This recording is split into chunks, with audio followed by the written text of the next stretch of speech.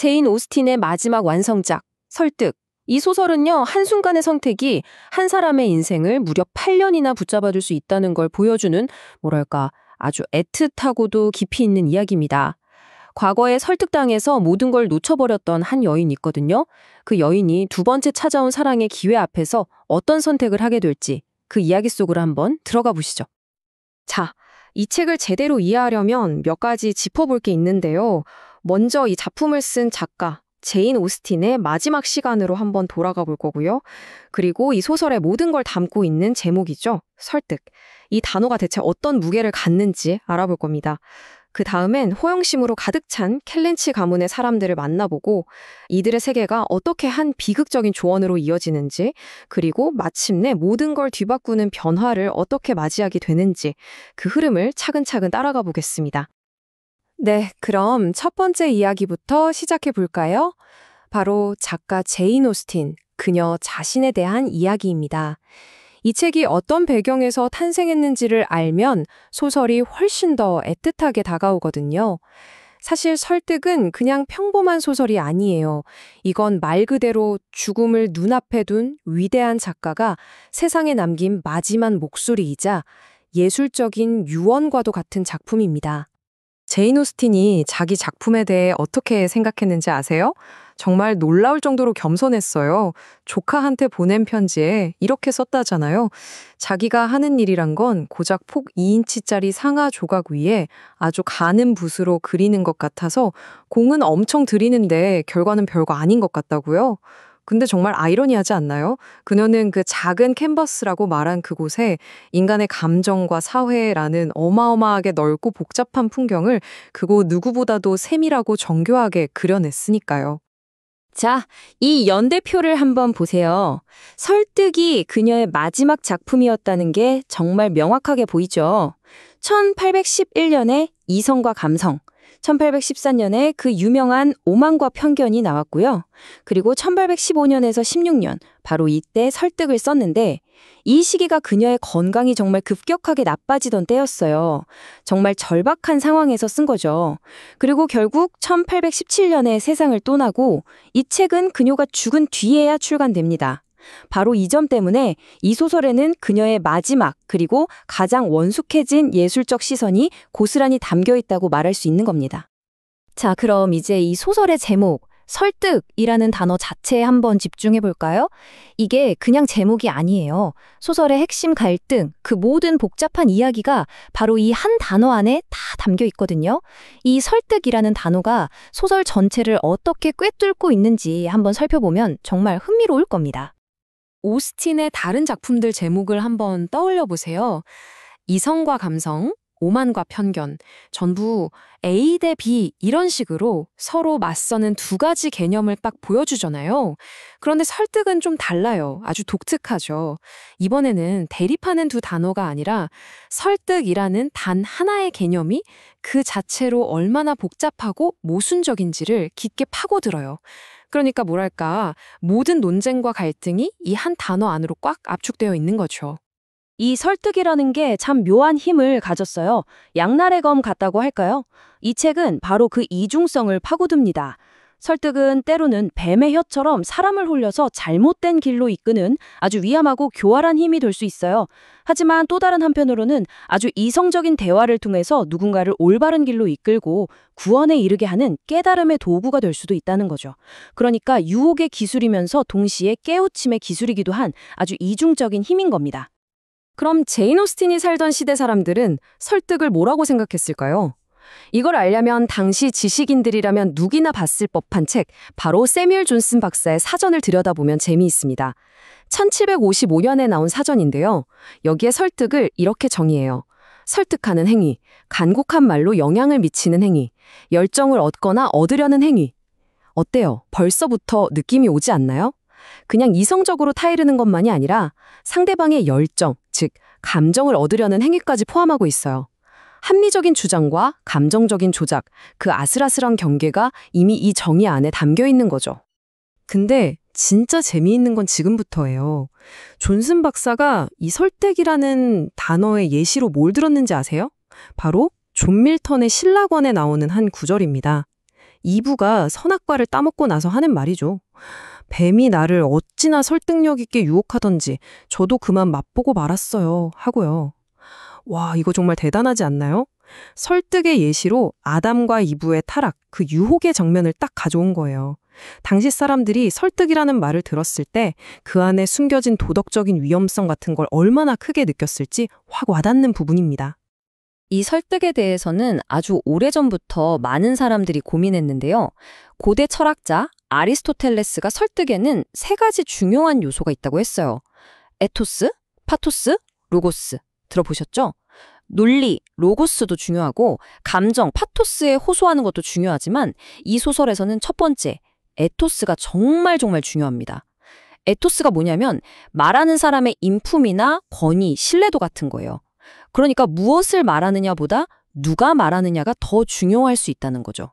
그리고 이 소설에서는 바로 이 에토스 때문에 누가 조언했느냐는 그 사실 하나 때문에 한 사람의 인생이 완전히 뒤바뀌어 버립니다. 자, 그럼 지금까지 얘기했던 이런 추상적인 개념들이 실제 이야기 속에서는 어떻게 그려지는지 한번 볼까요? 이제 무대 위로 한 가족이 등장합니다. 겉모습, 체면, 이런 것에만 목숨 거는 가족. 바로 켈린치 가문의 사람들입니다. 소설은 정말 인상적인 장면으로 시작해요. 월터 엘리엇 경이라는 사람이 자기가 제일 좋아하는 책을 읽고 있어요. 그 책이 뭐냐면 바로 준남작 연감이라는 책입니다. 귀족들 족보 같은 거죠. 이 책에 자기 가문 페이지를 펼쳐놓고 흐뭇하게 보고 있는 거예요. 근데 이 기록을 보면 이 가족이 뭘 중요하게 생각하는지 단번에 알 수 있어요. 보세요. 이름, 생년월일, 누구랑 결혼했는지, 자식은 누군지, 상속자는 누군지, 모든 게 철저하게 지위와 혈통을 증명하기 위한 정보들 뿐입니다. 여기서 우리가 주목해야 할 부분이 있습니다. 바로 사산된 아들이라는 기록이에요. 그냥 스쳐 지나갈 수 있는 부분이지만 사실 이게 이 소설의 중요한 복선이 됩니다. 아들이 태어나자마자 죽었기 때문에 이 가문에는 대를 이을 아들이 없어요. 그래서 저 멀리 있는 사촌인 윌리엄 엘리엇이라는 사람에게 상속권이 넘어가게 되죠. 이 문제가 나중에 큰 사건들을 만들어냅니다. 그리고 또 하나, 월터 경의 아내, 그러니까 세 딸의 어머니는 어떻게 기록되어 있죠? 그냥 괄호 안에 1800년 사망, 이게 다예요. 한 사람의 인생이 그냥 가문을 잇는 기능을 다했다는 듯이 아주 건조하게 처리되어 버린 거죠. 이 가문의 가장인 월터 엘리엇 경은 말 그대로 허용의 화신 같은 사람이에요. 이 사람의 인생을 지배하는 건 딱 두 가지입니다. 첫째는 자기 외모. 나이가 54인데도 여전히 자기가 아주 잘생겼다고 생각하고요. 둘째는 자기 지위. 준남작이라는 자기 핏줄을 세상에서 가장 큰 축복이라고 여겨요. 이 사람한테 세상에서 가장 존경스럽고 사랑스러운 존재는 바로 자기 자신입니다. 거울 속의 자기 자신이죠. 그리고 그의 맏딸 엘리자베스가 있어요. 이 딸은 아버지를 아주 쏙 빼닮아서 똑같은 가치관을 갖고 있지만 한 가지 다른 점이 있다면 늘 불안에 떨고 있다는 겁니다. 왜냐? 나이가 벌써 29이거든요. 아버지가 매일같이 들여다보는 그 준남작 연감이 엘리자베스에게는 저주 같은 책이에요. 펼칠 때마다 자기 이름 옆에 누구와 결혼이 있다는 기록이 없다는 사실만 확인시켜 주니까요. 나는 아직도 결혼을 못했구나 하는 생각에 매일매일이 고통스러운 거죠. 자, 이렇게 허영과 체면, 사회적인 계산으로만 가득 찬 세상. 바로 이런 배경이 이 소설의 가장 결정적인 사건, 주인공의 인생을 통째로 바꿔놓은 트라우마로 우리를 이끌어 갑니다. 지금 우리가 보는 이야기로부터 시간을 거슬러 올라가서 8년 전에 있었던 일입니다. 자, 주인공 앤 엘리엇에게는 사랑하는 사람이 있었습니다. 그녀가 19살 때였어요. 아주 똑똑하고 장래가 유망한 젊은 해군 장교와 약혼까지 했죠. 정말 행복했을 거예요. 그런데 앤이 돌아가신 어머니 대신 친어머니처럼 믿고 따르던 러셀 부인이라는 분이 있었어요. 이분이 이 약혼 소식을 듣고는 거의 기절초풍을 합니다. 어떻게 그런 남자랑 결혼을 하니? 하면서요. 러셀 부인이 보기에는 가문도 없고 재산도 없는 그런 남자랑 결혼하는 건 앤이 자기 인생을 그냥 내다 버리는 짓이었던 거죠. 기억나시죠? 아까 우리가 얘기했던 아리스토텔레스의 에토스, 누가 말하느냐가 중요하다는 거요. 바로 이 대목에서 그게 폭발적으로 작용합니다. 러셀 부인의 설득이 왜 그렇게 강력했겠어요? 그녀가 제시한 논리가 완벽해서? 아니에요. 바로 러셀 부인이라는 사람 때문이었습니다. 앤에게 그녀는 그냥 친구가 아니라 거의 어머니와 같은 사랑과 권리를 가진 절대적으로 신뢰하는 존재였거든요. 그래서 앤은 그 조언의 내용보다는 조언을 해주는 그 사람을 믿고 결국 파혼을 결심하게 됩니다. 정말 아이러니한 건 이거예요. 러셀 부인은 앤이 가난한 남자와 결혼해서 젊음을 앗아가는 고생을 할까봐 걱정해서 그런 조언을 한 거잖아요. 그런데 그 설득의 결과는 뭐였을까요? 결국 앤은 그 남자와 헤어진 뒤 8년이라는 시간 동안 깊은 후회 속에서 젊음의 모든 즐거움을 잃어버리고 맙니다. 생기와 활기를 모두 잃어버린 채로요. 결국 러셀 부인의 설득은 앤의 젊음을 구한 게 아니라 다른 방식으로 앗아가 버린 셈이죠. 이 지점에서 이 소설이 우리에게 아주 묵직한 질문 하나를 던집니다. 한번 생각해 보세요. 어쩌면 누군가에게 무언가를 하라고 설득하는 것보다 하지 말라고 말리는 것이 훨씬 더 파괴적이고 해로운 설득일 수도 있지 않을까요? 이 책은 바로 그 질문을 우리에게 던지고 있는 겁니다. 자, 그렇게 8년이라는 시간이 흘렀습니다. 이제 다시 소설의 현재 시점으로 돌아와 보죠. 그동안 허영과 사치를 일삼던 엘리엇 가문에게 드디어 그 대가를 치를 시간이 찾아옵니다. 상황은 간단해요. 엘리엇 가문이 빚더미에 올라앉은 겁니다. 돈이 없어요. 그래서 지출을 줄여야 하는데 이 가족은 자기들 품위에 흠집 가는 건 죽어도 못 참겠는 거죠. 뾰족한 수를 못 내고 쩔쩔매고 있을 때 또다시 러셀 부인이 등장해서 유일한 해결책을 내놓습니다. 그건 바로 주상대대로 살아온 이 대저택 켈린치홀을 세를 놓고 다른 곳으로 이사를 가야 한다는 거였습니다. 물론 월터 경은 화려한 런던으로 가고 싶어 했죠. 하지만 주변에서 뜯어 말립니다. 당신 같은 사람이 런던 가면 돈을 물 쓰듯 할 게 뻔하다고요. 그래서 대안으로 떠오른 곳이 바로 바스라는 휴양도시입니다. 바스는 런던보다 돈이 덜 들면서도 월터 경이 중요한 인물 행세를 하기에 딱 좋은 곳이었거든요. 게다가 켈린치도에서도 가깝고 마침 러셀 부인도 겨울을 거기서 보내고요.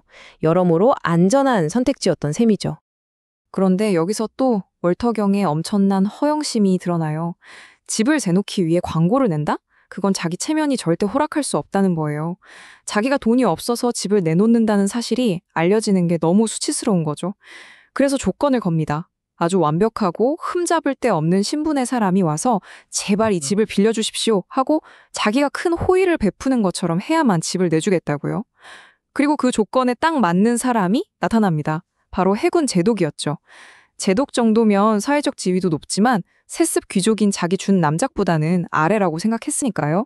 자존심을 지킬 수 있는 완벽한 세입자였던 겁니다. 자, 그래서 이 켈린치오를 떠나야 하는 이 결정이 결국 엘리엇 가문을, 특히 앤을 그들이 갇혀있던 좁은 세상 밖으로 밀어내는 계기가 됩니다.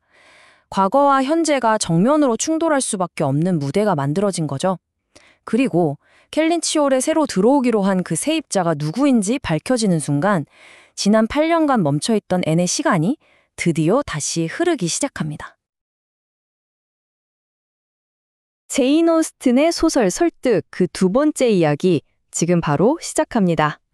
자, 지난 시간에 이어서 앤 엘리엇은 평생을 살아온 정든 집 켈린치홀을 등지고 떠나야 하는 상황에 처했죠. 이제 그녀가 향하는 곳은 여동생 메리가 사는 어퍼크로스 코티지입니다. 여기서부터 앤의 삶에 아주 새롭고 또 한편으론 불확실한 막이 오르게 됩니다. 그리고 앤은 그곳에서 정말 완전히 다른 세상을 마주하게 돼요.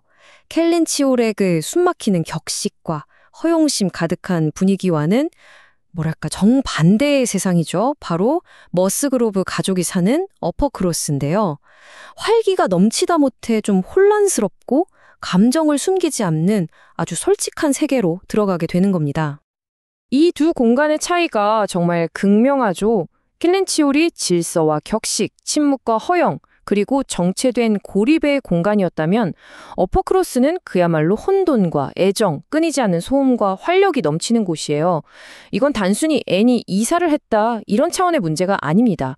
켈린치홀에서는 억압당하기만 했던 앤의 따뜻한 감성과 뛰어난 능력이 드디어 숨쉴 공간을 찾게 되는 아주 중요한 변화의 시작을 의미하거든요. 제인 오스틴은 머스그루브 가문의 본가인 그레이트 하우스의 응접실 풍경을 통해서 이 변화를 정말 재치 있게 보여줍니다. 낡고 고풍스러운 응접실에 그랜드 피아노, 하프, 온갖 화분들이 정신없이 놓여 있어요. 오죽하면 벽에 걸린 조상들의 초상화가 이 난장판을 보고 놀라서 눈이 휘둥그레졌을 거라고 묘사할 정도죠. 이건 과거의 딱딱한 질서가 새로운 세대의 활기찬 생명력에 자리를 내어주는 모습을 아주 상징적으로 보여주는 장면이라고 할 수 있습니다. 이 활기찬 세계의 중심에는 바로 머스그루브 가족이 있습니다. 앤의 제부인 찰스는 마음씨 좋은 시골 신사고요. 반면에 앤의 여동생 메리는 늘 자기가 아프다 무시당했다면서 불평을 입에 달고 살죠. 그리고 결혼 상대를 찾고 있는 쾌활한 두 시누이 헨리에타와 누이자도 있어요. 이 가족의 따뜻하고 소탈한 분위기는 앤의 아버지 월터 경의 그 지독한 허영심과 정말 극명한 대조를 이루면서 앤에게 새로운 관계의 가능성을 열어줍니다. 어퍼크로스에서에는 금세 조용한 중재자이죠. 없어서는 안 될 해결사 역할을 맡게 됩니다. 특히 조카가 다쳤을 때 그 모습이 아주 명확하게 드러나죠. 아이언마인 동생 메리는 아픈 아들을 돌보는 것보다 저녁 파티에 가는 게 더 중요해요. 심지어 애 돌보는 건 남자들이나 하는 일이지 난 그럴 기운도 없다면서 책임을 회피하기까지 합니다. 결국 이 모든 뒷수습은 고스란히 앤의 몫이 되는 거죠. 이렇게 분주한 환경 속에서 앤은 모두에게 꼭 필요한 존재이면서도 동시에 누구의 주목도 받지 못하는 투명인간 같은 존재가 됩니다. 책에서는 그녀의 내면에서 벌어지는 정신적 드라마는 다른 사람 눈에는 전혀 보이지 않는다고 표현하는데요. 정말 딱 맞는 말이에요. 모두의 필요를 묵묵히 채워주지만 정작 자기 자신의 지친 마음은 어디에도 기댈 곳이 없는 거죠. 바로 그때 앤의 멈춰있던 시간을 송두리째 뒤흔드는 사건이 터집니다. 8년 전 주변의 설득에 못 이겨 헤어져야만 했던 그 남자, 프레더릭 웬투어스가 아무런 예고 없이 그녀의 삶에 다시 등장한 겁니다. 그 소식은 정말 너무나도 평범하게 일상적인 대화 속에서 불쑥 튀어나와요. 켈린체올의 새로운 세입자인 크로프트 부부 아시죠? 그 부인의 오라버니가 곧 방문할 거라는 아주 간단한 소식이었어요. 하지만 그 이름, 프레더릭 웬투어스, 단 한 번 불린 그 이름이 앤이 지난 8년간 애써 단단하게 쌓아 올렸던 내면의 평화를 한순간에 무너뜨려 버립니다. 앤이 받은 충격은 정말 상상 이상이었습니다. 8년이나 지났으니까 이제는 괜찮을 거라고 이성적으로는 그렇게 생각했겠죠. 하지만 그 모든 판단이 한순간에 무너져 내립니다. 그녀는 깨닫습니다. 기억력이 좋은 감정에게 8년이라는 시간은 아무것도 아닐 수 있다는 사실을요. 마음속 깊이 묻어두었던 과거가 순식간에 생생한 현재가 되어버린 순간입니다. 그리고 여기서 정말 기가 막힌 아이러니가 발생합니다. 8년 만에 돌아온 웬투어스는 더 이상 과거의 그 보잘것없는 청년이 아니라는 사실이죠. 8년 전 레이디 러셀이 반대했던 이유, 즉 돈도 없고 지위도 없다는 그 약점들이 이제는 완전히 사라졌습니다. 해군으로서 전쟁에서 큰 공을 세우고 막대한 부까지 쌓은 그는 이제 모두가 탐내는 최고의 신랑감이 되어 돌아온 겁니다. 앤이 그를 포기해야만 했던 이유가 이제는 그를 최고의 남자로 만들어준 셈이죠. 드디어 그들이 다시 만나는 순간, 그 첫 재회는 정말 고통스러울 정도로 차가웠습니다. 같은 공간에 있지만 과거의 그 따뜻함은 온데간데 없고 마치 벽을 세운 듯한 형식적인 정중함만이 감돌죠. 그는 앤에게는 눈길조차 제대로 주지 않아요. 앤에게는 정말 숨이 멎을 듯한 순간이었을 겁니다. 앤의 머릿속은 끝없는 질문으로 가득 찹니다. 그가 날 일부러 피하는 걸까? 아니면 정말로 나라는 존재를 잊어버린 걸까? 심지어 그런 질문을 하고 있는 자기 자신이 너무나 어리석게 느껴져서 더욱 고통스러워하죠. 그의 냉담함이 의도된 복수인지 아니면 완벽한 무관심의 결과인지 그녀로서는 도저히 알 길이 없습니다. 이 두 사람 사이에 흐르는 팽팽한 긴장감은 어느 가을날 시골길을 산책하는 장면에서 절정에 달합니다. 겉보기에는 그냥 평범한 대화 같지만 그 안에는 웬투어스가 8년 동안 삭혀온 상처와 분노가 아주 교묘하게 숨겨져 있거든요. 일행이 다 같이 한적한 길을 걷고 있을 때였어요. 활기찬 루이자 머스그루브가 갑자기 자신은 결단력이 아주 강하다면서 귀가 얇아서 남의 말에 쉽게 흔들리는 사람들을 경멸한다고 큰 소리를 칩니다. 웬트워스는 이 말을 놓치지 않습니다. 그는 길가에 있던 개암나무 열매 하나를 따들고는 아주 열정적인 연설을 시작하죠. 행복해지려면 바로 이 개암나무 열매처럼 온갖 비바람을 견뎌낼 수 있는 확고한 성격을 가져야 한다고요. 그런데 이 말은 루이자를 향한 칭찬인 동시에 바로 옆에 있는 다른 누군가를 향한 아주 날카로운 비난이었습니다. 자, 그럼 웬투어스가 정말로 하고 싶었던 말은 무엇이었을까요? 그가 손에 들고 있던 그 작은 개암나무 열매는요, 사실 8년 전 다른 사람의 말에 설득당했던 앤을 향한 아주 아픈 비유였던 겁니다. 그는 앤의 이름을 단 한 번도 입에 올리지 않지만 그의 모든 말은 칼날처럼 정확하게 8년 전의 상처를 겨누고 있었죠. 그러니까 이 연설은 겉으로는 루이자를 칭찬하는 척하면서 속으로는 앤의 과거 행동을 대놓고 비난하는 거나 마찬가지였어요. 그리고 바로 옆에서 이 모든 말을 들어야만 하는 앤은 아무런 대꾸도 할 수 없는 상황이죠. 이 순간 웬투어스의 마음속에서 지난 8년간 고마 터지지 못했던 상처가 얼마나 깊었는지가 고스란히 드러나는 겁니다. 이렇게 팽팽하게 당겨져 있던 긴장감의 실은 결국 해변 마을 라임레지스로의 여행에서 툭 하고 끊어지고 맙니다. 바로 그곳에서 일어난 한 번의 극적인 사고가 모든 관계의 판도를 완전히 뒤바꿔 놓거든요. 라임레지스에는 코브라고 불리는 아름답지만 꽤 위험한 돌 부두가 있어요. 일행은 이곳에서 웬투어스의 오랜 해군 동료들을 만납니다. 마음씨 따뜻한 하빌 대령, 그리고 약혼녀를 잃은 슬픔 속에서 시를 친구 삼아 지내는 베닉 대령이었죠. 그리고 바로 이곳에서 웬투어스가 그토록 칭찬했던 루이자의 그 확고함이 결국 비극의 씨앗이 되고 맙니다. 그녀는 웬투어스가 위험하다고 말리는데도 불구하고 자신의 고집을 꺾지 않고 부두의 높은 계단에서 다시 한번 뛰어내리겠다고 선언합니다. 그리고 정말 눈 깜짝할 사이에 끔찍한 일이 벌어집니다. 그녀는 균형을 잃고 머리부터 차가운 돌바닥으로 떨어져 마치 생명이 끊어진 것처럼 미동도 없이 쓰러집니다. 이 위기의 순간, 이 책의 가장 중요한 아이러니가 빛을 발합니다. 모두가 칭송하던 루이자의 그 확고함은 끔찍한 재앙을 불렀지만 아무도 주목하지 않았던 앤의 조용한 침착함이 모두를 구한 것이죠. 다른 사람들은 공포에 질려 기절하거나 소리를 지르거나 얼어붙어 아무것도 못하고 있을 때 오직 앤만이 이성적으로 상황을 장악하고 무엇을 해야 할지 정확하게 지시합니다. 이 사고는 웬투어스와의 앤의 관계에 결정적인 촉매제가 됩니다. 웬투어스는 비로소 앤을 자신의 기억 속에 갇혀있던 쉽게 설득당하던 나약한 소녀가 아니라 눈앞의 끔찍한 위기를 해결하는 침착하고 유능한 여성으로 보게 된 겁니다. 그가 정신없는 와중에 앤에게 루이자를 간호해달라고 부탁하며 건넨 말은 책의 표현을 빌리자면 열정적이면서도 부드러워서 거의 과거를 되돌리는 듯 했다고 해요. 이게 바로 웬투어스가 돌아온 후 처음으로 앤을 과거의 상처로 얼룩진 존재가 아닌 현재의 모습 그대로 그 가치를 온전히 바라본 첫 순간이었습니다. 이 순간이 바로 그들 관계의 결정적인 전환점이라고 할 수 있어요. 이 위기 상황이 그의 마음속에 8년간 단단하게 쌓여있던 분노와 원망의 벽을 산산조각 낸 거죠. 그리고 그 빈자리에 앤의 진정한 가치와 강인함에 대한 새로운 깨달음이 자리 잡게 됩니다. 그는 마침내 과거의 상처에서 벗어나 현재의 앤을 제대로 마주하게 된 겁니다. 그런데 이야기가 이렇게만 흘러가면 제인 오스틴이 아니죠. 이 모든 극적인 사건이 벌어지기 바로 직전 라임에서는 또 다른 운명적인 만남이 있었습니다. 한 아주 잘생긴 신사가 진지한 감탄이 담긴 눈빛으로 앤을 뚫어지게 바라본 적이 있거든요. 그때 앤은 그가 누구인지 몰랐지만 그는 바로 켈린치 홀의 상속인이자 앤의 먼 사촌인 윌리엄 엘리엇이었습니다. 자, 이제 상황이 더 복잡해졌습니다. 웬투어스의 마음은 분명히 움직였지만 그의 상처 입은 자존심은 아직 완전히 회복되지 않았어요. 그런데 이제 앤에게는 새로운 남자의 관심까지 더해졌죠.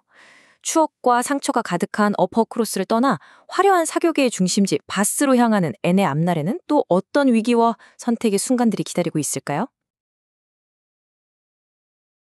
제인 오스틴의 마지막 완성작이죠. 바로 설득.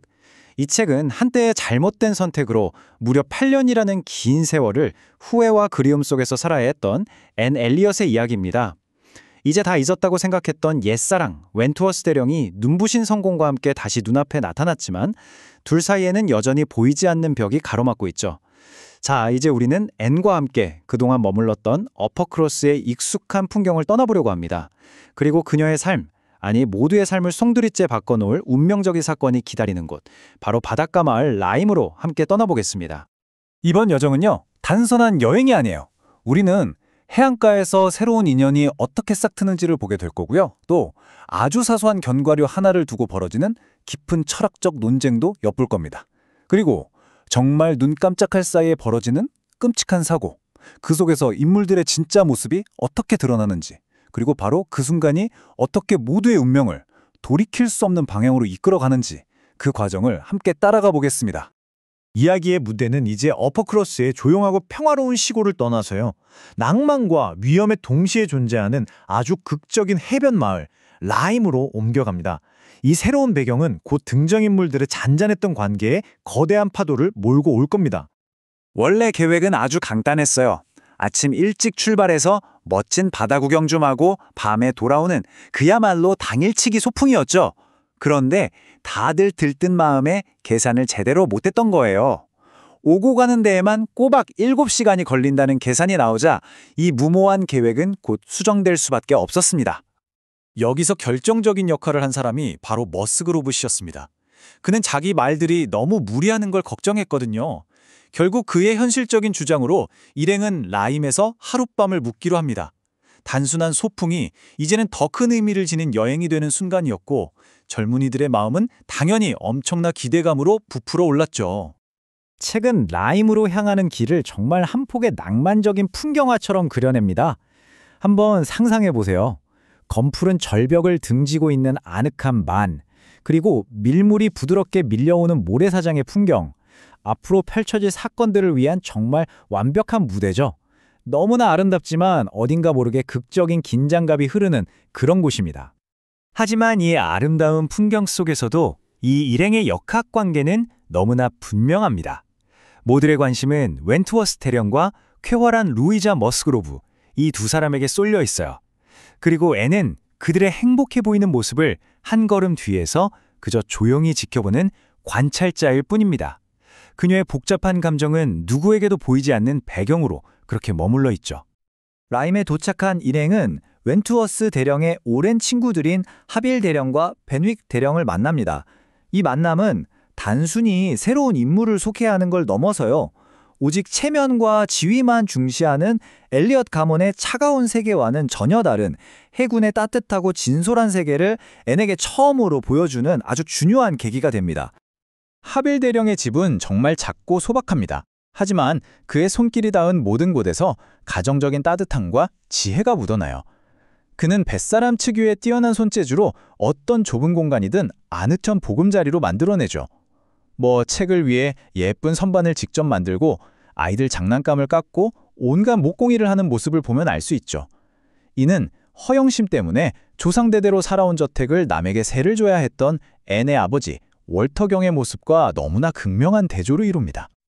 그리고 우리는 깊은 슬픔의 그림자에 잠겨있는 또 다른 인물, 벤윅 대령을 만나게 됩니다. 그는 사랑하는 약혼녀, 그러니까 하빌 대령의 여동생을 잃은 후에 바이런이나 월터 스콧 같은 낭만주의 시인들의 시 속에서만 유일한 위안을 찾고 있는 그야말로 상심한 남자입니다. 앤은 그를 보자마자 금세 알아차립니다. 아, 저 사람이 시에 몰두하는 건 단순한 취미가 아니구나. 자신의 정신을 파괴할 정도로 깊고 거대한 슬픔을 표현하는 유일한 방식이구나 하고 말이죠. 그녀는 그의 고통에 깊이 공감하면서도 한편으로는 그가 슬픔이라는 감정에 완전히 잠식되는 것을 경계하는 마음을 갖게 됩니다. 그래서 앤은 그를 위해 아주 조심스럽게 조언을 건넵니다. 그녀는 이렇게 생각하는 거예요. 바이런이나 스콧처럼 강렬한 감정을 다루는 시는 이미 마음이 평온한 사람들에게나 안전한 거지, 벤윅 대령처럼 깊은 슬픔에 빠진 사람에게는 오히려 독이 될 수 있다고요. 슬픈 문학에 계속해서 자신을 노출시키는 건 치유가 아니라 오히려 상처를 덧나게 할 뿐이라고 아주 부드럽게 이야기하는 거죠. 마치 매일 슬픈 음식만 먹는 것과 같다고 본 거예요. 바로 그때 아주 짧지만 의미심장한 만남이 일어납니다. 앤이 해변을 걷고 있는데 어떤 낯선 신사가 앤을 아주 진지하고 감탄이 어린 시선으로 바라보는 거예요. 몇 년 만에 처음으로 받아보는 이런 노골적인 관심에 앤은 당황하면서도 내심 기분이 나쁘지 않습니다. 나중에 알고 보니 그가 바로 켈린치 저택의 상속인이 될 자신의 사촌 윌리엄 엘리엇이라는 사실에 남몰래 묘한 만족감을 느끼죠. 자, 이제 이야기는 시골길을 산책하는 장면으로 이어집니다. 여기서 나누는 대화는 겉보기에는 아주 평범해 보이지만 사실은 8년 전 앤과 웬투어스를 갈라놓았던 성격과 신념에 대한 근본적인 시각 차이를 다시 한번 수면 위로 확 끄집어내는 중요한 계기가 됩니다. 대화의 주제는 헤이터가 본 사람들의 끈끈한 가족애, 충성심 같은 거였어요. 이 가벼운 논쟁이 웬투어스 대령의 마음속에 불을 지핍니다. 그는 이 기회를 빌어서 자신이 인간의 성격에서 가장 중요하게 생각하는 가치, 즉 확고함에 대한 아주 열정적인 선언을 시작합니다. 웬트워스는 손에 쥔 개암나무 열매 하나를 들어 보입니다. 그리고 이게 바로 이상적인 성격이라고 말하죠. 온갖 비바람을 견뎌내고 살아남은 이 단단하고 윤기나는 견과류처럼 외부의 압력에 굴하거나 쉽게 흔들리지 않는 그런 결단력 있는 성격 말입니다. 그러면서 그는 바로 옆에 있는 루이자 머스그로브야말로 그 자질을 완벽하게 갖춘 사람이라고 아주 노골적으로 칭찬합니다. 이 순간의 무게를 완전히 이해하려면 이 책의 제목이기도 한 설득이라는 단어의 의미를 되새겨볼 필요가 있어요. 당시 유명했던 존슨 박사의 사전에 따르면 설득, persuasion이란 이성에 호소하는 주장, 아규먼트와는 좀 다릅니다. 감정, 즉 열정에 영향을 미쳐서 무언가를 얻어내려는 행위를 의미해요. 다시 말해 이 책 속에서 설득이라는 건 종종 도덕적으로 굉장히 모호한 힘으로 그려지는 거죠. 그리고 바로 이 지점에서 8년이나 묵은 그들의 갈등의 핵심이 폭발적으로 드러납니다. 웬투어스가 확고함을 찬양하는 건 그냥 루이자를 칭찬하는 말이 아니었던 거예요.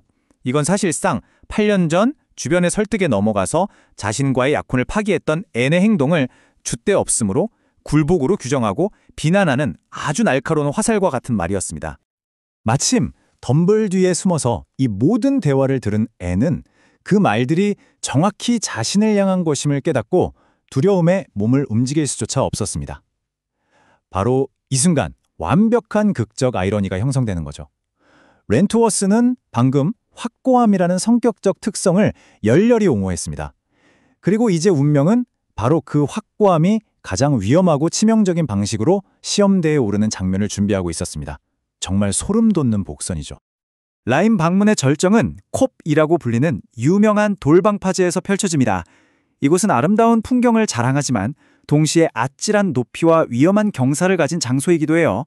바로 이곳에서 웬투어스가 그토록 찬양했던 확고함이 어떻게 완고함으로 변질되는지 우리는 목격하게 됩니다. 사건은 정말 순식간에 벌어집니다. 첫째, 한껏 들뜬 루이자는 장난스럽게 웬투어스에게 높은 계단에서 자기를 점프시켜서 받아달라고 조릅니다.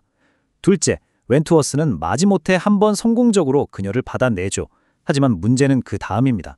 셋째, 그는 위험하다며 만류하지만 루이자는 고집을 부리며 다시 한번 뛰어내리겠다고 주장해요. 바로 이 지점에서 그녀가 그토록 칭찬받았던 확고함은 상식이나 조언에 설득되기를 거부하는 아주 무모한 고집으로 변질됩니다. 그리고 마지막 넷째, 그녀는 웬투어스가 제대로 준비되기도 전에 너무 빨리 충동적으로 뛰어내리고 맙니다. 그녀가 뛰어내립니다! 하지만 그는 아직 준비되지 않았습니다. 그녀의 몸은 아래의 단단한 돌 포장도로 위로 떨어집니다. 쿵 하는 끔찍한 소리가 울려 퍼집니다. 그 순간 일행 모두가 공포에 얼어붙습니다. 세상의 모든 소리가 멎은 듯한 정말 끔찍한 침묵이 흐릅니다. 책의 묘사는 그 순간의 끔찍한 정적을 정말 생생하게 포착합니다. 의식을 잃은 채 들려 올려진 루이자의 얼굴은 새하얗게 질려 있었고 숨을 쉬지 않았습니다. 겁에 질린 구경꾼들의 눈에는 그녀가 완전히 죽은 것처럼 보였을 겁니다. 이 끔찍한 사고는 마치 하나의 도가니처럼 작용합니다. 평소 쓰고 있던 모든 사회적인 가면, 체면 같은 것들을 순식간에 녹여버리고 그 자리에 있던 각인물의 가장 깊은 곳에 있는 본성을 적나라하게 드러내버리는 거죠. 이 혼돈 속에서 각자의 반응은 놀라울 정도로 명확하게 갈립니다. 앤의 동생 메리는 그저 히스테리를 부리며 주저앉고 루이자의 동생 헤니에타는 기절해버립니다. 남자들은 어쩔 줄 몰라 우왕좌왕할 뿐이죠. 심지어 웬투어스 대령조차 죄책감과 공포에 질려 마비된 듯 보입니다. 이 모든 아수라장 속에서 그동안 조용하고 눈에 띄지 않았던 앤만이 유일하게 침착함을 유지하며 즉각적이고 효과적인 지시를 내리기 시작합니다. 바로 이 절체절명의 위기 속에서 한때 웬투어스가 줏대없다고 비난했던 그녀의 굴복하는 듯 보였던 본성이 사실은 엄청난 강점이었음이 드러납니다. 그건 바로 극한의 압박 속에서도 명확하게 생각하고 다른 사람의 필요를 먼저 살피며 급변하는 상황에 신속하게 적응하는 능력이었던 거죠. 바로 이 장면이 결정적인 전환점입니다. 절망과 죄책감에 휩싸인 웬투어스는 본능적으로, 정말 무의식적으로 앤에게 의지합니다. 그는 비로소 앤을 제대로 바라보며 도움을 청합니다. 8년이라는 긴 세월 동안 잊고 있었던, 아니 어쩌면 애써 외면해왔던 그녀의 진정한 가치와 내면의 강인함을 마침내 다시 보게 된 것입니다. 루이자의 추락 직후 이 혼란스러운 여파는 모든 등장인물의 운명의 항로를 근본적으로 바꿔놓습니다. 잘 짜여있던 것처럼 보였던 관계의 조각들은 이제 완전히 흩어져서 전혀 다른 그림을 향해 나아가기 시작합니다. 루이자의 운명은 이제 한치 앞을 알 수 없게 되었고 그녀와 웬투어스 대령 사이를 감돌던 낭만적인 기류는 이 사건으로 완전히 산산조각 났습니다. 한 팀이었던 일행은 이제 뿔뿔이 흩어져서 각자의 길을 가게 되죠. 특히 앤을 어퍼크로스까지 바래다주는 웬투어스와의 여정은 올 때와는 너무나 내조적으로 무겁고 긴장된 침묵만이 흐릅니다. 앤 역시 이제 어퍼크로스를 떠나 레이디 러셀과 함께 바스로 향하게 됩니다. 그녀는 고통스러우면서도 소중했던 기억들이 가득한 그곳을 뒤로하는 거죠. 한때는 너무나 혹독하고 아팠지만 이제는 시간과 여러 사건들 속에서 조금은 부드러워진 아픔의 감각들을 간직한 채로 말입니다. 콥에서의 추락은 단순히 루이자에게 끔찍한 부상을 입힌 사건 그 이상입니다. 그 사건은 8년이라는 긴 시간 동안 웬투어스의 마음을 지배해온 앤에 대한 원망의 기반을 송두리째 무너뜨렸습니다. 이 거대한 충격은 그가 앤의 성격에 대해 안다고 생각했던 모든 것을 처음부터 완전히 다시 평가하게 만드는 결정적인 계기가 된 것입니다. 한순간의 극적인 사건으로 모든 판이 완전히 새로 짜였습니다. 웬투어스와 루이자로 향하던 길은 끊어졌고 웬투어스와 앤의 관계는 이제 누구도 예측할 수 없는 새로운 국면으로 접어들었습니다. 과연 이 인물들은 의무와 죄책감, 그리고 서서히 깨닫게 되는 진정한 감정이라는 이 새로운 풍경 속에서 어떻게 각자의 길을 찾아가게 될까요? 그들의 이야기는 이제 막 다시 시작되었습니다. 혹시 여러분 인생에서 정말 중요한 선택을 했는데 그게 사실 다른 사람의 설득 때문이었다면 어떨 것 같으세요? 제인 오스틴의 마지막 소설 설득이 바로 이 지점에서 시작합니다. 여기서 설득이라는 건요, 참 이중적인 힘을 가져요. 때로는 누군가를 교묘하게 속이는 말이 되기도 하고 또 어떤 때는 한 사람을 구원하는 아주 이성적인 힘이 되기도 하죠. 오늘 우리는 주인공 앤 엘리엇을 따라서 허영과 진실이 막 뒤섞인 도시 바스로 함께 가볼 거예요. 그곳에서 과연 이 설득이라는 단어가 그녀의 운명을 또 어떻게 뒤흔들게 될지 한번 같이 따라가 보시죠. 거친 파도가 몰아치던 해변 라임을 뒤로 하고요. 이제 이야기의 무대는 화려한 사교기의 중심지, 바로 바스로 옮겨집니다. 이 활기 넘치는 도시에서 우리 주인공 앤 엘리엇의 삶은 또 한 번 정말 거대한 전환점을 맞이하게 되는데요. 과연 이 새로운 무대는 그녀에게 기회가 될까요? 아니면 또 다른 시련이 될까요? 자, 그래서 오늘 우리는 먼저 앤이 왜 그렇게 바스로 가기 싫어했는지, 그 새로운 무대가 그녀에게 대체 어떤 의미였는지부터 살펴볼 거고요. 그리고 거기서 나타난 정말 완벽해 보이는 신사죠. 윌리엄 엘리엇의 정체를 파헤쳐 볼 겁니다. 그의 가면 뒤에 숨겨진 진실을 폭로하는 과거의 목소리도 한번 들어보겠습니다. 이 충격적인 폭로와 함께 상황은 정말 급변하고 마침내 앤은 오랫동안 잊지 못했던 그 사람과 아주 어색한 재회를 하게 됩니다. 이야기는 앤이 바스로 이사를 가야 하는 그 상황에 대한 깊은 거부감에서부터 시작돼요. 그녀는 단순히 정들었던 집을 떠나는 슬픔, 그 이상이었어요. 책에서는 아주 단호하지만 매우 조용하게 바스로 가는 것을 싫어하는 마음을 고수했다고 표현하거든요. 이게 무슨 말이냐면 겉으로는 어쩔 수 없이 따르는 것처럼 보이지만 그녀의 마음속 깊은 곳에서는 허영과 가식으로 가득 찬 도시 바스에 대한 본능적인 반감이 꿈틀대고 있었던 거죠. 이 조용한 저항이 바로 앞으로 그녀가 겪게 될 내적 갈등의 서막이라고 할 수 있습니다. 그런데 재미있는 건 앤의 멘토인 레이디 러셀에게 바스는 전혀 다른 공간이었다는 거예요. 그녀에게 바스는 겨울의 즐거움이 있고 조용한 쾌활함이 가득한 정말 매력적인 도시였죠. 하지만 앤의 눈에 비친 바스는 어땠을까요? 잿빛 하늘 아래 빗속에서 연기만 피어오르는 우울한 곳, 그리고 오직 애틋한 후회만을 떠올리게 하는 그런 장소였습니다. 이렇게 똑같은 도시를 두고 두 사람의 시선이 극명하게 갈리는 걸 보면 앞으로 바스에서 벌어질 일들이 결코 평탄하지만은 않을 거라는 걸 짐작할 수 있죠. 바로 이 화려하면서도 복잡한 도시 바스에 모든 사람의 시선을 한 몸에 받는 한 남자가 등장합니다. 그의 이름은 윌리엄 엘리엇. 정말 완벽한 신사의 가면을 쓰고 나타났는데 과연 그 가면 뒤에는 어떤 비밀이 숨겨져 있을까요? 이 윌리엄 엘리엇이라는 사람은요, 앤의 아버지 월터 경의 자귀를 물려받을 유일한 상속인입니다. 그런데 이 사람, 과거에는 돈 많은 하층 계급 여성과 결혼하면서 가문이랑 의절까지 했어요. 심지어 엘리엇이라는 성 자체를 경멸했던 인물이죠. 그랬던 그가 갑자기 바스에 나타나서는 언제 그랬냐는 듯이 아주 상냥한 미소로 월터 경에게 접근합니다. 그의 목적은 딱 하나였어요. 깨졌던 관계를 회복하고 상속인으로서의 자기 자리를 단단히 굳히는 것. 그의 이런 변신, 과연 진심일까요? 아니면 철저하게 계산된 연기일까요? 그의 변명은요, 들어보면 정말 감탄이 나올 정도로 교묘합니다. 그는 자신이 소홀했던 것처럼 보였던 모든 것을 해명하면서 그 모든 게 전적으로 오해에서 비롯된 것이라고 주장해요. 그러니까 자기가 가족을 버린 게 아니라 오히려 자기가 버림받았을까 봐 너무 두려워서 또 섬세한 성격 탓에 다가가지 못했다는 거죠.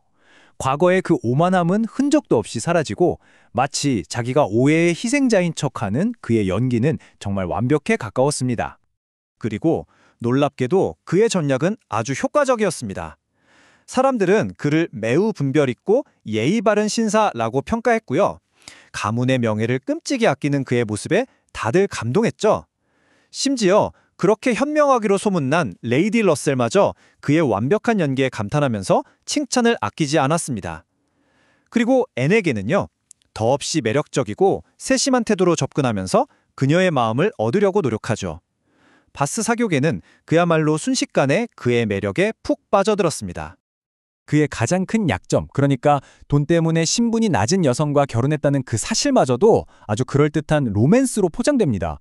그의 친구를 통해서 퍼진 얘기는 이랬어요. 그의 첫 아내가 신분은 좀 낮았지만 사실 어마어마한 부자였고 심지어 그녀가 엘리엇에게 첫눈에 반해서 아주 열렬하게 구애했다는 거죠. 신분과 체면을 목숨처럼 여기는 월터 경 입장에서는 돈 때문에 가문의 명예를 더럽혔다는 그 수치심을 싹 덜어주는 완벽한 변명이었던 셈입니다. 하지만 다른 모든 사람이 그에게 속아 넘어갈 때 엠마는 끝까지 마음을 열지 못합니다. 왜냐하면 그녀는 겉모습 너머의 진실을 꿰뚫어 보고 있었기 때문이죠. 아버지나 레이디 러셀은 오직 높은 신분이라는 이유만으로 지루하기 짝이 없는 사람들과 어울리는 걸 중요하게 생각했지만 앤이 진정으로 원했던 건 똑똑하고 박식한 사람들과의 의미 있는 대화였거든요. 그녀는 엘리엇 씨의 그 세련된 태도 뒤에 숨겨진 공허함을 본능적으로 느끼고 있었던 겁니다. 이렇게 화려하지만 공허한 캠든 플레이스의 사교계에 지쳐갈 무렵 앤은 바스의 전혀 다른 얼굴과 마주하게 됩니다. 그곳에서 그녀는 과거의 한 조각, 그리고 윌리엄 엘리엇의 가면을 벗겨줄 결정적인 열쇠를 쥔 옛 친구와 재회하게 되죠. 그 친구의 이름은 스미스 부인입니다. 앤의 오랜 학교 친구였지만 지금은 남편과 사별하고 가난과 병마에 시달리면서 정말 힘겹게 살아가고 있어요. 하지만 그런 절망적인 상황 속에서도 그녀는 놀랍도록 강인한 정신의 탄력성을 잃지 않은 인물이죠. 그녀는 앤에게 잊고 있던 진정한 가치가 무엇인지를 다시 한번 일깨워주는 그런 존재가 됩니다.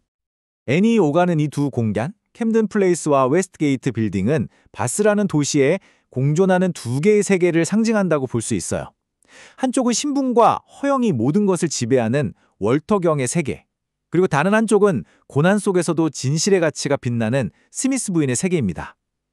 앤은 이 두 세계를 오가면서 화려한 겉모습 뒤에 숨겨진 추악한 진실을 목격하게 되고 무엇이 진정으로 중요한 것인지를 깨달아갑니다. 그리고 바로 이 진실의 공간, 스미스 부인의 작은 방에서 앤은 정말 상상도 못했던 이야기를 듣게 됩니다. 스미스 부인이 바로 그 윌리엄 엘리엇을 그것도 아주 잘 알고 있다는 사실이었죠. 그녀의 죽은 남편이 한때 엘리엇의 가장 친한 친구였다는 겁니다. 그리고 그녀는 단호하게 경고해요. 엘리엇 씨는 마음이 없는 남자라고요. 앤의 마음속에 있던 그 작은 의심이 거대한 확신으로 바뀌는 순간입니다. 자, 이제 스미스 부인의 입을 통해서 윌리엄 엘리엇이라는 인물이 얼마나 정교하게 쌓아 올린 거짓의 성이었는지가 낱낱이 드러나게 됩니다. 그녀가 꺼내놓는 진실의 조각들은 앤이 알고 있던 모든 것을 무너뜨리고요. 그녀를 깊은 충격과 혼란에 빠뜨립니다. 이것이 바로 신사 윌리엄 엘리어트의 진짜 얼굴이었습니다. 그는 가장 친한 친구였던 찰스 스미스에게 사치를 부추겨서 결국 파산으로 몰아넣었어요. 그리고 친구가 죽자 그의 유언을 집행해야 할 책임이 있었음에도 불구하고 남겨진 미망인 스미스 부인의 간절한 편지를 그냥 무시하고 그녀를 절망적인 가난 속에 그대로 버려두었습니다. 그의 그 친절한 미소 뒤에는 이토록 차갑고 계산적인 배신이 숨어 있었던 겁니다. 이게 그냥 말로만 듣는 이야기가 아니에요. 스미스 부인은 앤에게 그의 위선을 증명할 빼도 박도 못할 증거를 보여줍니다. 그건 바로 몇 년 전 엘리엇 씨가 자기 손으로 직접 쓴 편지였어요. 이 편지 한 통에 지금까지 그가 연기해온 모든 것이 거짓이라는 걸 증명하는 그의 진짜 속마음이 고스란히 담겨 있었죠. 이게 상상이 가시나요? 지금은 엘리엇 가문의 명예를 그렇게나 소중히 여기는 척하는 그가 불과 몇 년 전 편지에는 이렇게 썼습니다. 엘리엇이라는 성이 신물이 난다고요. 이 한 문장이야말로 그의 모든 행동이 철저한 위선이었다는 걸 보여주는 가장 확실한 증거라고 할 수 있겠죠. 이건 그의 끔찍한 이중성을 아주 명확하게 보여줍니다. 사람들 앞에서는 가문의 명예를 위하는 고결한 신사인 척하지만 뒤에서는 자기 이익을 위해서라면 친구를 배신하고 가문을 경멸하는 냉혈한 일 뿐이었던 거죠. 이제 앤은 이 끔찍한 진실을 알게 되었습니다. 그녀는 과연 어떤 선택을 하게 될까요? 그렇다면 그는 대체 왜 이렇게까지 치밀한 연기를 펼쳐야만 했을까요? 스미스 부인은 그 마지막 퍼즐 조각까지 맞춰줍니다. 그의 진짜 목적은 자신의 상속을 위협하는 클레이 부인이 앤의 아버지와 결혼하는 걸 막는 것이었어요. 만약 두 사람 사이에 아들이 태어나버리면 그의 모든 계획은 수포로 돌아가기 때문이죠. 그의 모든 친절과 관심, 심지어 앤에게 보였던 호감마저도 진심이 아니었던 겁니다. 전부 다 자신의 상속권을 지키기 위한 소름 끼치도록 차가운 전략이었던 거죠. 윌리엄 엘리엇의 추악한 진실이 드러나면서 한바탕 폭풍이 휩쓸고 간 앤의 마음에 이번에는 저 멀리 라임에서부터 또 다른 바람이 불어오기 시작합니다. 이 소식은 앤의 삶을 그리고 이야기의 흐름을 완전히 다른 방향으로 이끌게 되죠. 앤은 길거리에서 우연히 크로프트 제독과 마주칩니다. 그냥 안부를 묻는 평범한 대화였어요. 그 속에서 제독은 아무렇지 않게 한 가지 소식을 툭 던집니다. 하지만 그 무심하게 던진 한마디는 앤의 멈춰있던 심장을 다시 뛰게 만들기에 충분했습니다. 루이자 머스그로브가 결혼할 상대는 웬트워스 대령이 아니었습니다. 바로 베닉 대령이었어요. 그 말은 즉 모두가 끝났다고 생각했던 그에게 웬트워스 대령에게 새로운 가능성이 열렸다는 뜻입니다. 그는 자유로운 몸이었습니다. 이 한마디에 앤의 세상은 다시 한번 완전히 흔들립니다. 8년이라는 그 긴 시간 동안 억지로 묻어두었던 감정, 이성으로 꾹꾹 눌러왔던 사랑이 한순간에 되살아나는 걸 느끼는 거죠. 그녀는 깨닫습니다. 아무것도 변하지 않았구나. 그리고 꺼져가던 불씨 같았던 희망이 그녀의 마음속에서 다시 활활 타오르기 시작합니다. 이 새로운 희망과 함께 피하고 싶지만 피할 수 없는 순간이 찾아옵니다. 웬트워스 대령이 바스에 도착한 것이죠. 8년의 세월과 수많은 오해를 사이에 둔 두 사람. 그들의 재회는 사람들로 가득 찬 공간에서 정말 숨막히는 침묵과 함께 시작됩니다. 운명처럼 그들의 재회는 화려한 콘서트장에서 이루어집니다. 앤은 허영심 많은 가족들 틈에 앉아있고 웬트워스 대령은 조금 떨어진 곳에서 그녀를 오직 그려만을 뚫어지게 바라보고 있어요. 수많은 사람들 속에서 오직 두 사람의 시선만이 보이지 않는 끈처럼 팽팽하게 이어집니다. 이때 앤의 머릿속은 온통 물음표로 가득 찹니다. 그의 저 눈빛은 대체 무슨 의미일까? 나를 보고 있는 걸까? 아니면 내 옆에 엘리엇 씨를 보고 있는 걸까? 그의 마음속에는 아직 내가 조금이라도 남아있을까? 그녀는 그의 모든 표정, 모든 몸짓 하나하나에서 희망의 증거를 필사적으로 찾아 헤맵니다. 그리고 마침내 앤은 희망의 불씨를 발견합니다. 윌리엄 엘리엇이 앤에게 다정하게 말을 건네는 그 순간 웬트워스 대령의 얼굴에 스쳐 지나가는 놀라움과 당황함. 그건 누가 봐도 명백한 질투의 감정이었습니다. 8년이라는 세월도 지우지 못한 그의 마음이 그 한순간의 표정으로 전부 드러난 것이죠. 앤에게는 그 어떤 말보다도 확실한 사랑의 신호였습니다. 마침내 두 사람만의 대화가 시작됩니다.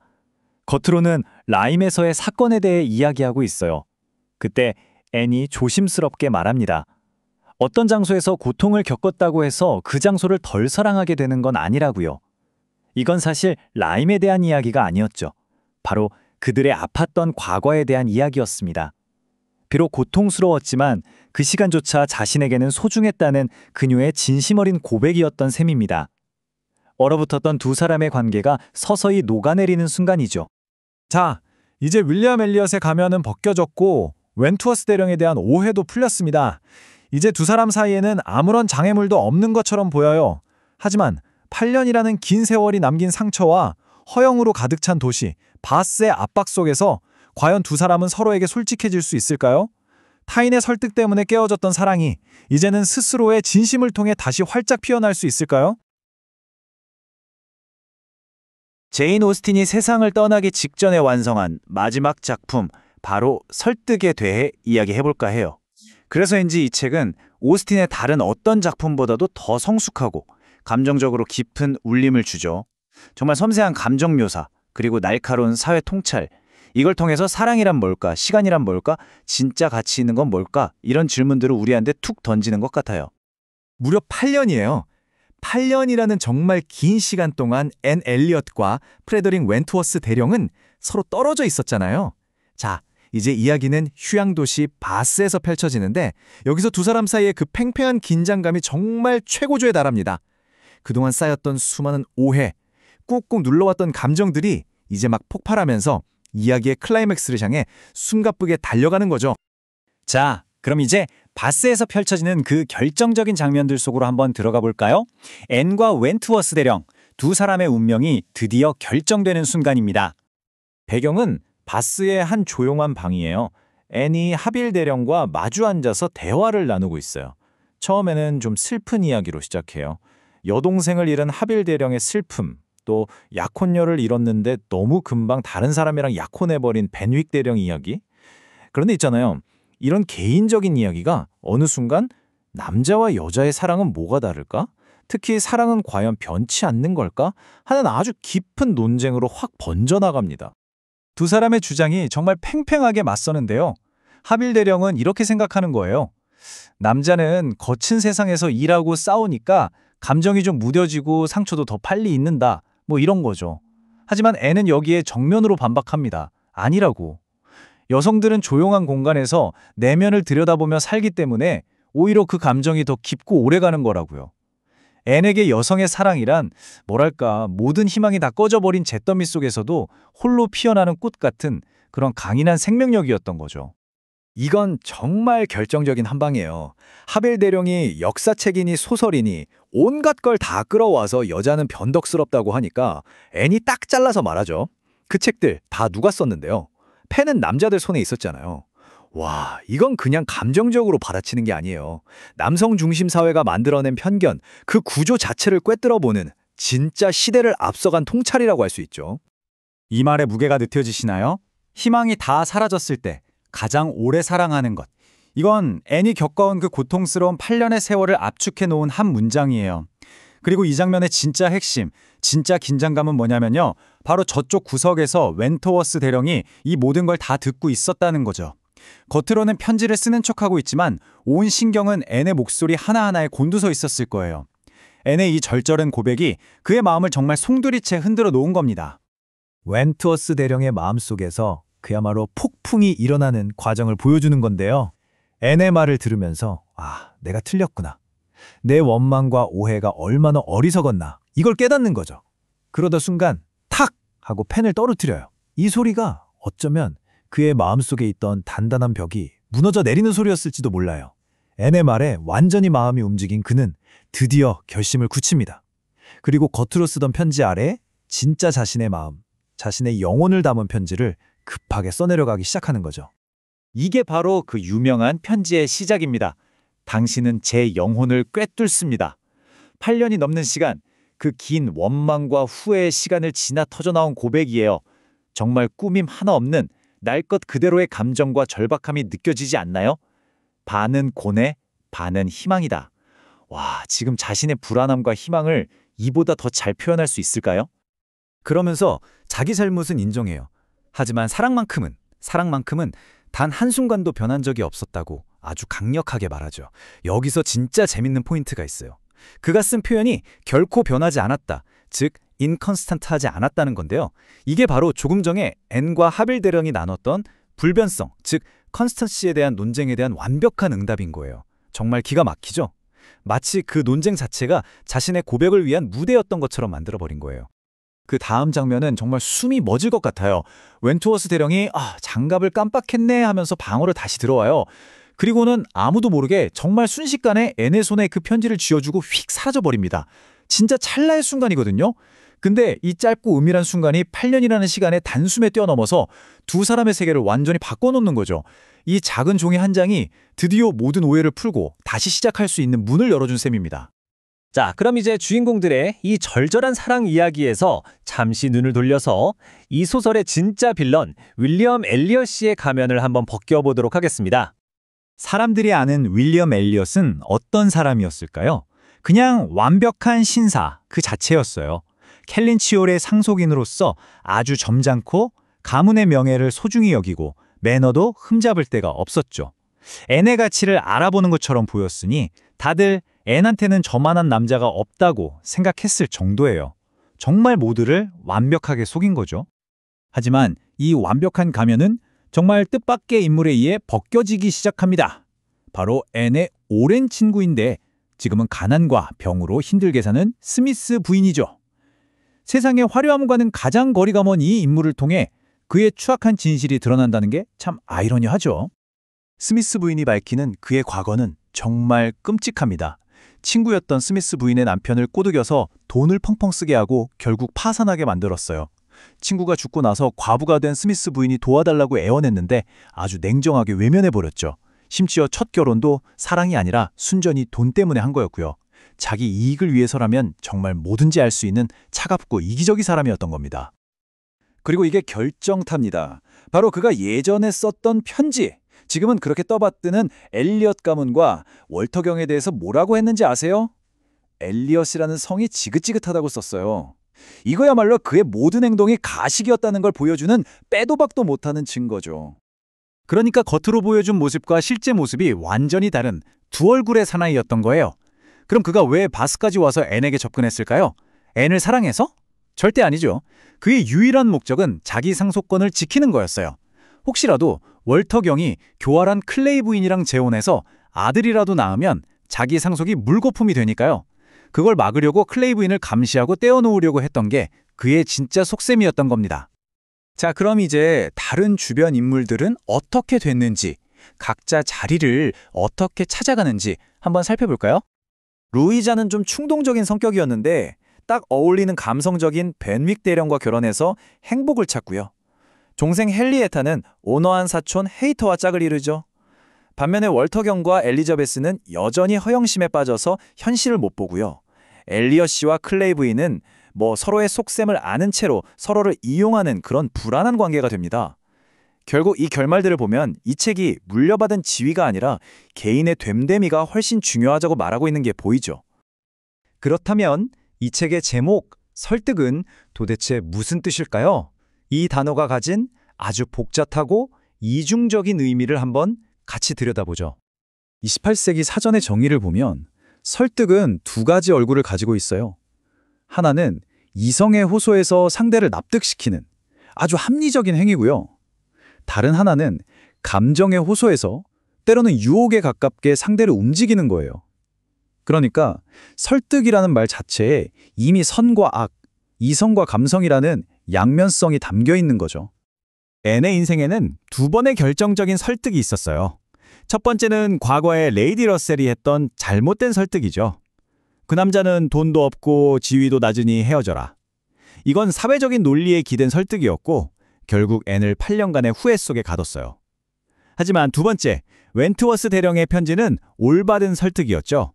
오직 진실한 감정의 힘으로 앤의 마음을 되돌리고 진짜 행복으로 이끌었으니까요. 이건 앤이 이제 사회의 잣대가 아니라 자기 마음의 소리를 따를 만큼 성장했다는 걸 보여주는 거예요.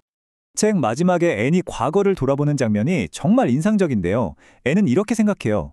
19살 때 엄마 같았던 레이디 러셀의 조언을 따른 내 행동 자체는 틀리지 않았어. 하지만 그 조언의 내용은 잘못된 거였지. 라고요. 그러니까 조언을 받아들이는 태도와 조언의 내용을 분리해서 생각하는 거예요. 이게 바로 맹목적으로 따르기만 했던 어린 시절을 지나 자신만의 지혜를 갖게 된 성숙한 앤의 모습입니다. 자, 이제 이 책의 아주 특별하고 미래를 내다보는 듯한 결말을 살펴보면서 이야기를 마무리해 보겠습니다. 이건 기존 오스틴 소설의 공식과는 좀 달라요. 오스틴의 다른 여주인공들은 결혼해서 펜벌리 같은 거대한 영지를 얻잖아요. 근데 앤은 그렇지 않아요. 앤의 미래는 땅이나 세습 재산에 묶여있지 않죠. 그녀의 행복은 남편의 직업, 즉 능력으로 인정받는 해군 사회에서 찾아져요. 선원의 아내가 된다는 건 안정보다는 불확실성과 이동성을 받아들이는 삶이에요. 이건 몰락해가는 귀족 계급이 아니라 능력으로 성공하는 새로운 전문직 계층의 가치를 더 높이 평가하는 오스틴의 정말 새로운 시각이죠. 책의 마지막 문장이 정말 아름다운데요. 그녀는 선원의 아내라는 것을 자랑스러워했지만 그 직업에 따르는 갑작스러운 불안이라는 세금을 치러야 했다. 이 불안이라는 세금이라는 표현 정말 멋지지 않나요? 앤의 행복이 마냥 동화 같은 게 아니라 현실적인 걱정을 끌어안고 가는 아주 단단한 행복이라는 걸 보여주는 거예요. 불확실치라 하지만 그럼에도 불구하고 자신의 선택을 자랑스러워하는 거죠. 200년도 더 된 이야기인데 이 질문은 지금 우리에게도 유효한 것 같아요. 낡은 가치들이 사라지는 시대에 진짜 행복은 물려받은 재산이 아니라 스스로 얻어낸 사랑과 일에 있다는 제인 어스틴의 통찰. 이게 오늘날 우리에게는 어떤 의미일까요? 여러분의 행복은 어디에 있나요? 이 질문을 남기면서 오늘 이야기를 마무리하겠습니다.